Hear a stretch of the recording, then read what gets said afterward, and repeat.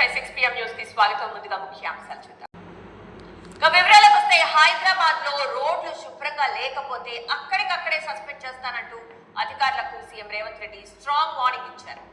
త్వరలో నగరంలోని ప్రతి జోన్ లో పర్యటిస్తానని అన్నారు. సచివాలయంలో పురపాలక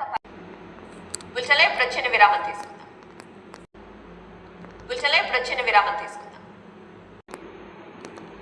రాష్ట్రపతి ద్రౌపది ముర్ము విశాఖ చేరుకున్నారు.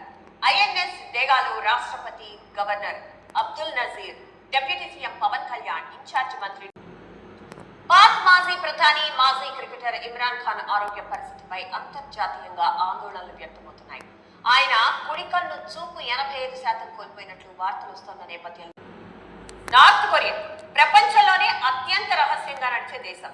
అక్కడంతా నియంత పాలనే. కిమ్ రాజ్యంలో ఎవ్వరూ కిమ్ అనడానికి వీల్లేదు. అలాంటి నియంత ఇంట్లోనే రాజకీయ కుంపట్లు రగులు. ఇవి ఈ బులెటిన్ విశేషాలు. మరో బులెటిన్లో మళ్ళీ కలుద్దాం. అప్డేట్స్ కొనసాగుతూనే ఉంటాయి.